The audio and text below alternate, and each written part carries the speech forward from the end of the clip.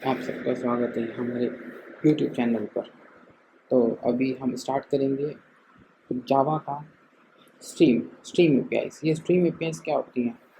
Actually stream APIs क्या होती है? स्ट्रीम इंट्रोड्यूस हुआ है जावा 8 के अंदर, ठीक है। ये पैरेलल और नॉन पैरेलल सीक्वेंसेस के लिए यूज़ किया जाता है, ठीक है। स्ट्रीम क्या होता है? स्ट्रीम फंक्शंस का ही रिटर्न्स होते हैं, मतलब एक स्ट्रीम दूसरी स्ट्रीम को रिटर्न करती है, इस हिसाब से स्ट्रीम रिटर्न करती है। मतलब ये पूरा लैम्डा एक्सप्रेशंस और फंक्शन इंटरफेस के ऊपर ही चलता है, ठीक है।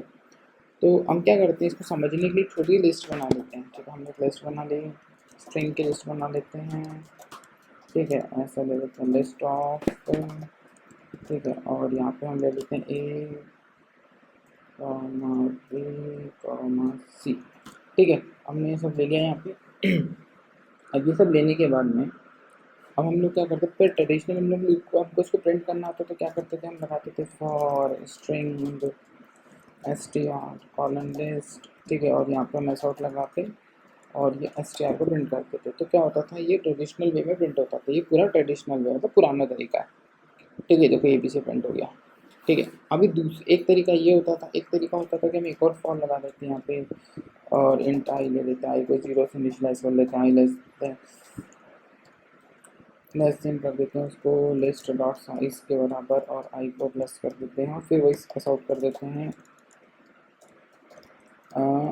ये आउट कर दिया हमने वापस से S T R not list dot gate dot I, ठीक है। ये हम इसको करवा देते हैं। तो ये दूसरा तरीका, देखो वापस से प्रिंट हो जाएगा ए बी सी। यहाँ पे दो बार हो जाएगा ए बी सी और ये फिर से एक होगा ए बी सी, दोनों बार प्रिंट होगा। लेकिन अब स्ट्रीम ने हमें क्या पावरफुल दिया, अब हमको स्ट्रीम को कन्वर्ट करते हैं, स्ट्रीम डॉट फॉर ईच। ये देखो बस इतना सा लिखा हमने और हमारा काम हो गया, बस खत्म। ये अब इसकी ज़रूरत नहीं है, इसको हम हटा देते हैं, ठीक है। ये सब हटा देते हैं और सिंपल्स को प्रिंट करवाते हैं। ये हमने इसको सिंपल से प्रिंट करवा दिया। देखो अभी ये भी से प्रिंट हो गया, देखो ये वन लाइनर हो गया और ये एक साथ प्रिंट हो गया।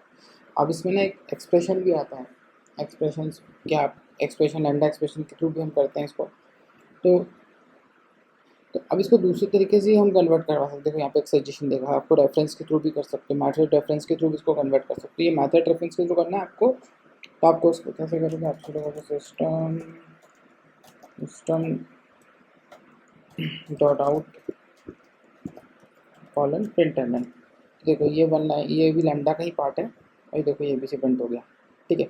एक्चुअली इसके अंदर टू टाइप के ऑपरेशन होते हैं, एक होता है इंटरमीडिएट ऑपरेशन, एक होता है टर्मिनेशन ऑपरेशन। तो ये जो फॉर है ना, ये टर्मिनेशन ऑपरेशन का मतलब जब हम स्ट्रीम को ख़त्म कर देते हैं।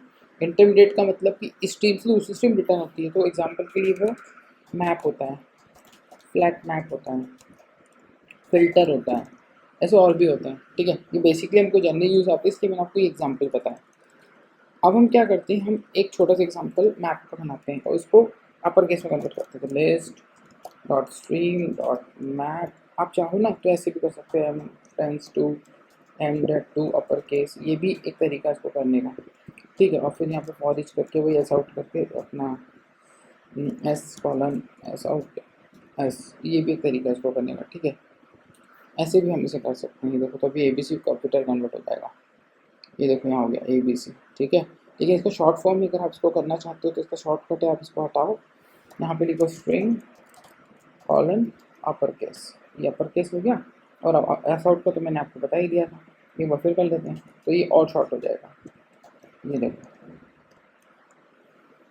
ये हो गया, ठीक है। ये प्रिंट हो गया। तो ये छोटा सा एग्जांपल है स्ट्रिंग का। इसके बाद हम थोड़ा डीप में स्ट्रिंग को समझेंगे कि मैप में डिफरेंस क्या होता है, फ्लैट मैप क्या होता है, फ़िल्टर कैसे यूज़ करते हैं, ये सब बाद में समझेंगे। बट अभी तो हमें सिर्फ बेसिक इंट्रोडक्शन दिया स्ट्रीम का और थोड़ा सा मैथड रेफरेंसेस का। तो ये आई होप आपको अंदर समझ में आया। Thanks for watching the video.